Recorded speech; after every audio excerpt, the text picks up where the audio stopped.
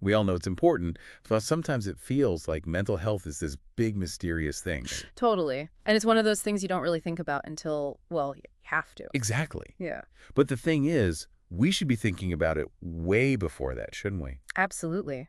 And that's what we're diving into today. That's right. We've got a ton of your questions and comments, and honestly, I learned a lot just reading through them. Me too. It's amazing to see how many people are actively trying to understand and improve their mental well-being. Yeah, it's inspiring. Yeah. Okay, so let's get started. First things first. What exactly is mental health? Because it's so much more than just like not being sad, isn't it? It really is. It's about so much more than the absence of mental illness. It's a state of well-being where you feel good. Feel good. Yeah, feel good emotionally, psychologically, and socially. Like you're able to cope with life's ups and downs. And be productive, have healthy relationships, all of that. Exactly. It's about realizing your full potential, basically. Okay, so that makes sense. Now, one thing that keeps coming up is this idea that mental health is a sign of weakness. Oh, that's such a harmful myth, and it keeps so many people from getting the help they need. Right. Like if you break your leg, you don't just walk it off and pretend everything's fine, do you? No, you see a doctor. And it's the same with mental health. It's okay to need support. In fact, it's a sign of strength to ask for help when you need it. 100%. And the good news is there are so many things we can do to support our mental health. Okay, so let's get practical. What are some everyday things people can do to boost their mental well-being? Hmm. Well, one of the most powerful things is establishing a routine. A routine. You mean like wake up, eat, work, sleep, repeat. Yeah, but it's more than just that. Having a structured schedule helps regulate your body's natural rhythms, Rhythms. like your sleep-wake cycle, your hormone production, things like that. So it's like setting an internal clock that Yeah. keeps everything running smoothly. Exactly. And when those rhythms are in sync, you tend to sleep better, have more energy, and feel less stressed. And that makes sense.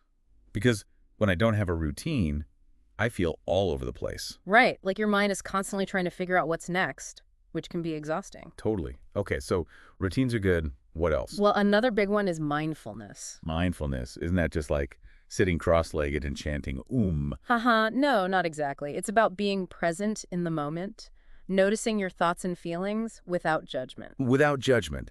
So like if I'm feeling stressed, I don't need to beat myself up about it. Exactly. Just acknowledge it, observe it, and let it pass. It's like watching clouds drift by in the sky. I like that analogy because clouds come and go, and so do our thoughts and feelings. Precisely. And the more you practice mindfulness, the better you get at managing those ups and downs. Okay, so we've got routines and mindfulness. What about exercise? We can't forget that, can we? We definitely can't. Exercise is basically a magic potion for mental health. I wish it was as easy as just chugging a potion. But yeah, exercise is definitely good for you. It is. It releases endorphins, which have mood-boosting effects, and it helps reduce stress hormones, too.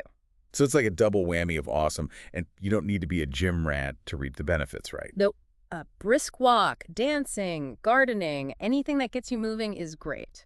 So it's about finding something you enjoy and making it a regular part of your routine. There's that word again. It's all connected.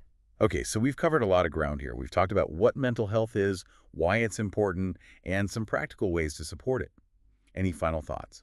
Well, I just encourage everyone to keep exploring. There's so much to learn about mental well-being, and what works for one person might not work for another. That's a good point. So it's about finding what works for you. Exactly. And remember, it's a journey, not a destination. There will be ups and downs, but the important thing is to keep moving forward.